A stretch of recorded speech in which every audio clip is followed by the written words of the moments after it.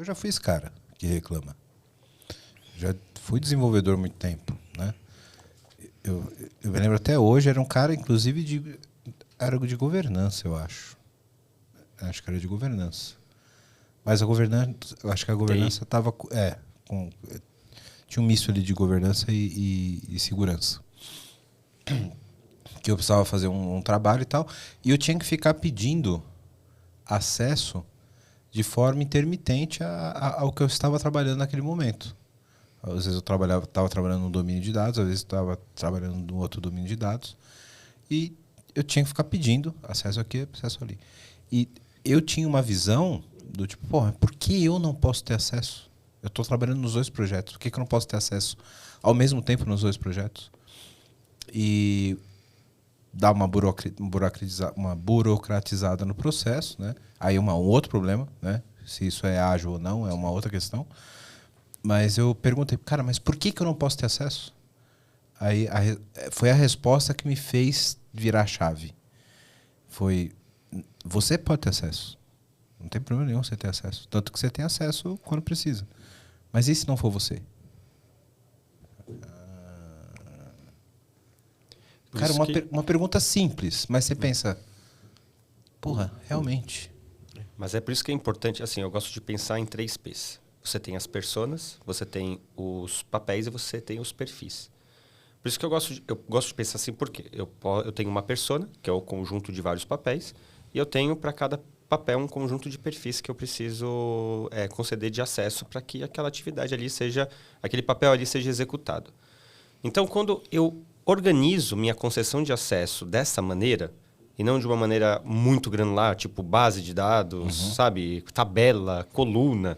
Quando eu organizo dessa maneira, eu começo a ter capacidade de monitorar se aquele perfil está sendo executado dentro do papel de responsabilidade que ele está atrelado.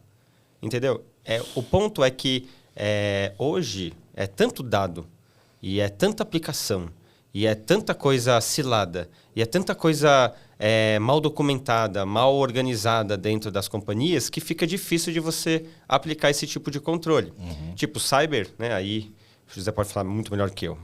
Você tem lá a ISO 27001, que o objetivo é você classificar os dados para você conseguir entender aquilo que, se for exposto, vai gerar uma exposição, um prejuízo à marca de uma maneira mais significativa. Então, quanto maior é a sensibilidade ali do dado, o sigilo, a criticidade que você coloca ali no dado, quer dizer que aquele dado ele precisa ser protegido de uma melhor maneira. Poxa, a gente vive num contexto de Big Data que a maioria das aplicações, nenhum desenvolvedor pensou nisso nunca. Como que eu vou proteger as informações se eu nem sei o que é crítico para a companhia? Entendeu? Se eu tivesse isso, eu poderia trabalhar com concessões de acesso mais equilibradas. E aí entra naquele juízo de valor que eu comentei, entre o controle e a liberdade. Talvez para um dado que tem uma classificação mais pública, um uso mais interno, eu consiga flexibilizar um pouco mais o acesso, porque a exposição não vai ser prejudicial à empresa.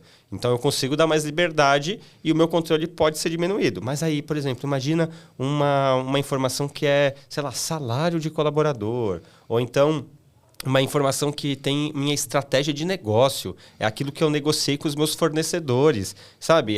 São informações críticas, se forem expostas eu vou perder market share, vou perder credibilidade de marca, sei lá, isso vai ser prejudicial para mim. Então, para essas, eu vou aplicar alguns controles mais rígidos, porque essa informação ela vai fazer com que a empresa seja penalizada se elas forem expostas, entendeu? Então, assim, eu vejo que a gente está num processo de evolução como disciplinas, né? Vamos colocar assim. E a gente sempre parte de uma premissa que a gente sempre trabalha com um legado imenso. E é muito difícil coexistir com isso. E aí como que você vai falar de inovação em cybersecurity no sentido de você conceder acesso, sendo que qualquer inovação que você faz vai ser sempre um grãozinho perto do caminhão de areia que você tem. Entendeu? Então, eu vejo assim, uma complexidade muito grande.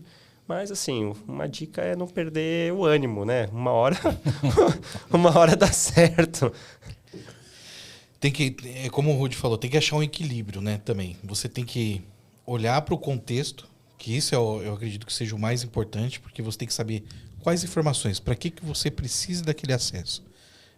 Tá de acordo com aquilo que você vai utilizar, tá de acordo com aquilo que você vai integrar São essas informações? É isso que você precisa? Beleza. Isso é só de você mapear, saber e ter a noção do que vai ser usado aquela informação, isso nos ajuda também para a gente pensar e falar assim, quais controles de segurança que eu tenho que cuidar? O que eu tenho que olhar de mais importante aqui? Porque eu sei que tem dado XYZ crítico aqui. Então, aí, isso já nos ajuda a ter um norte do que a gente precisa olhar, né, na questão de segurança. Então, acho que é muito nesse sentido. Segurança também não pode falar... Se a gente for pensar em segurança também e só falar assim, não para todo mundo, porque isso é muito fácil, né? Falar assim, pô, beleza. Cara, não. A gente consegue segurança no nível altíssimo. É o que eu sempre digo. Você quer ter segurança 100%, fecha a empresa. Empresa fechada não é invadida. Exato. Não tem jeito. E aí tem que ser um equilíbrio, né? De você entender, a segurança, acho que todas as áreas, a gente tem que trabalhar junto com o negócio. Não tem como a gente não fugir. Então, por isso que há um equilíbrio, né? Não tem 8 ou 80. A gente tem que achar sempre um meio termo. Tem que ter mais opções para a gente conseguir, de alguma maneira, melhorar, aumentar a maturidade de segurança. Né? Mas esse ponto da classificação de dados, ele é muito crítico, assim, na minha opinião, sabe? E isso deveria nascer lá na análise de requisitos quando você está desenvolvendo uma aplicação. Não tem tanta coisa by design? Me fala aí, tem uma porrada de coisa by design. Já tem security by design, tem data by design, tem... Entendeu? O ponto é assim, cara, vai montar alguma coisa, vai desenvolver alguma coisa, cara, chama as pessoas. Rudy, entendeu? Existe data by design, architecture by design, security by design, mas a maior parte das empresas falta design. Não discordo. Entendeu? Falta sentar todo mundo numa mesa e discutir o que precisa. Então, o horror ele impera. Porque, assim, você concorda que o desenvolvimento ele tem que vir depois de uma fase de desenho? Isso. E o desenho tem que vir após uma fase de definição de solução? Sim. E essa definição tem que vir depois de uma fase de descoberta? Sim. O problema é que, se você for ver a maioria das squads que agora é famoso lá, o PO, não tem um equilíbrio entre discovery, design e desenvolvimento. Não tem. Cara, existe SI by design, data by design, só falta o design.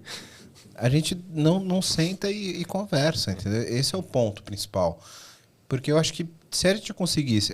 Até tem algumas plataformas que hoje fazem um pouco dessa descoberta de dado sensível e tal, mas para aquilo que é padrão, tipo CPF, nome... E aí, boa para privacidade, talvez, mas só que não é bom para segurança. Isso. Entendeu? Como é que você pega a regra de negócio que é efetiva dentro de uma plataforma dessa? Fazendo até um adendo aqui, tome cuidado com as plataformas que você adquire que prometem isso. A chance de você não proteger seu ambiente é muito grande. Porque tem muita solução de prateleira que fala assim, eu faço isso. Tenta aplicar então na sua complexidade. Sabe por quê? Porque no PPT... sempre funciona. Exatamente. Agora bota pra compilar essa porra. Não funciona. Não funciona. É isso aí.